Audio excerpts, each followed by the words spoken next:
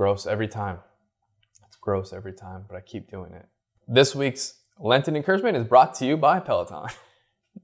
No, it's not, but inspired by, kind of. Hey, I'm Father Mark Mary with the Franciscan Friars of the Renewal, and this is Ascension Presents. We're going to talk about Lent, a little bit of encouragement for Lent, and I'm going to share, though, one of my guilty pleasures, if I can be humble with you guys. We've been doing this for 5 years. We just passed 5 years. Congratulations to us. The Friars don't have Peloton. We can't have Peloton for a lot of reasons, including not having the internet where we live, at the least of the reasons. But my sister does. And I have a friend or two who does, who I've visited. And so when I'm home, on our yearly visit, I've had a chance to use her Peloton. And I feel like I'm not supposed to say this, but the truth is I really like it. I kind of like it a lot.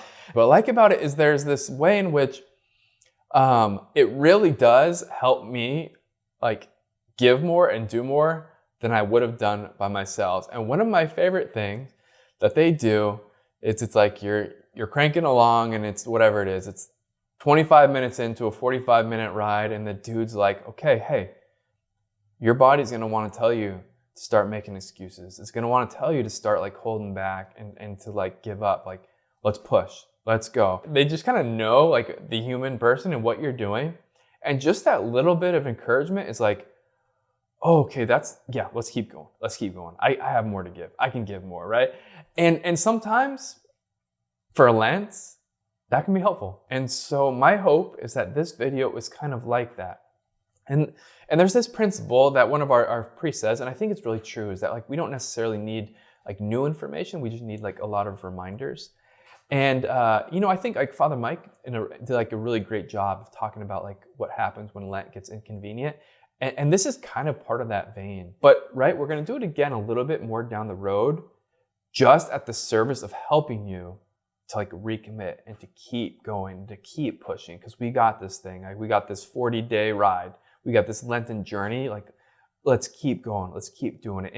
And I think what's helpful is this. By this time in Lent, almost for sure, with what you're doing, it's kind of lost its brightness and its sweetness. And if we're really going for it, it's just not fun anymore. There's a part of beginning Lent, and it's oh sweet, I'm going for it.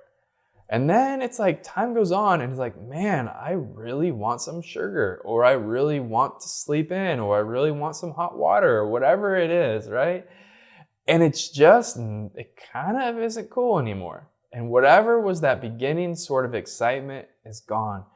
And as Father Mike said, and as I want to encourage you again, it's yes, this is the best time. And at the wedding of Cana, right? There's this beautiful scene where we're out of wine. We're out of wine.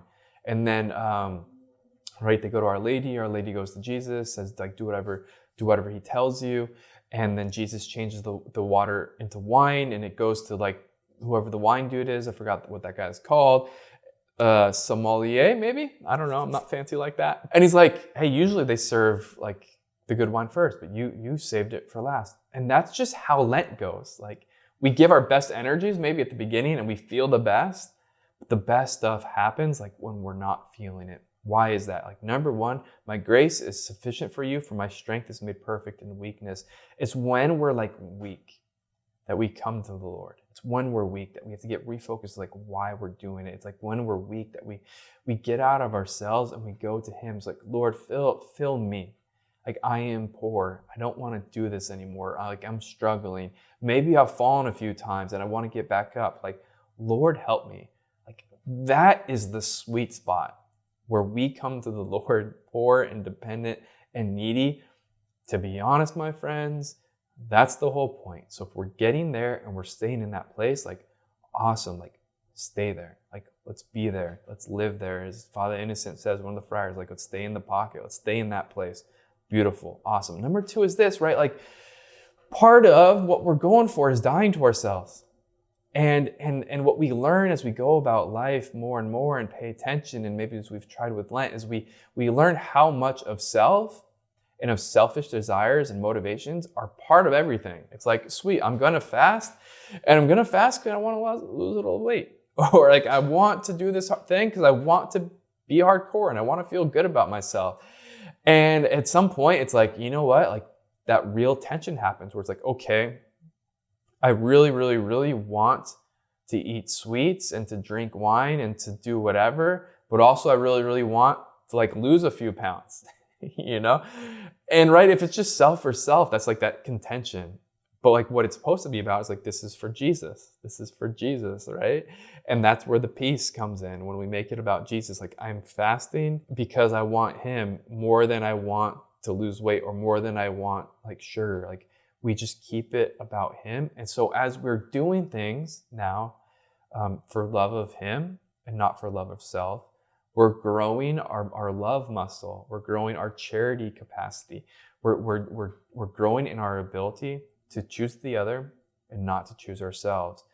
And maybe that's easy to do for a day or two or a week because it feels good to ourselves to not choose ourselves. But there's a point when not choosing ourselves doesn't feel good to ourselves. And that is the place where the real growth happens. That's where the place where the real conversion happens. That's the place where the real conformity to Christ happens. So if we're in it and it's not fun anymore, our prayer time's getting dry, our works of charity just like don't feel as good as they used to, or the almsgiving doesn't feel as good as it used to, or the fasting or whatever it is, like, yes, like let's stay in it. Let's stay in it, because as we're dying to ourselves, like we're also like rising with him. As we're dying to ourselves, we're growing and coming to life in our capacity to choose the other. Like, let's stay there. Let's stay in it. It's a good thing. Keep choosing it. And number 3 is this, like, you just got to keep the end in front of you. Like, hey, we can stay in it and we can keep doing this. Like, Easter is on the horizon. Easter is just a little bit away. And how good it will feel, right, to come to Easter like really poured out in Lent. To come to Easter really, really, really having given ourselves to Lent. And so that we can really, really, really, with his grace, die to ourselves in the sacred season. So as the new season of resurrection, the new season of Easter is given towards us, we celebrate it. We can just celebrate it in its fullness. Like, my friends, like, this is, like, let's do it. Just a little bit of encouragement along the way. Like, maybe you've fallen off track. Like, let's get back up. Maybe your energy is waning. Like, okay, let's beg for the grace. Let's recommit. Like, Lent is it's not a 1 week. It's not a 2 week journey. It's the whole season. Okay, it's the whole season. Like, let's stay in it. Christians are capable of doing hard things. It's something we do. Dying to ourselves is necessary. If the grain of wheat doesn't die, it remains only a grain of wheat. If it dies, it bears abundant fruit. Let's die. Let's bear fruit. Let's enter into his passion and his death so that we may truly experience the fullness of the gift of his resurrection to new life, to new capacity, to new charity, with all of the joy and all of the glory that awaits us that Easter morn. All right, everybody, praying for you. Pray for me that I may also remain faithful to what the Lord's inviting me to this Lent. Let's get it. Keep going. We got this. It's good. Remember, we are pilgrims on this earth. Somos peregrinos poco a poco. Little by little, vamos a ir. We're going to make it. Bye, y'all.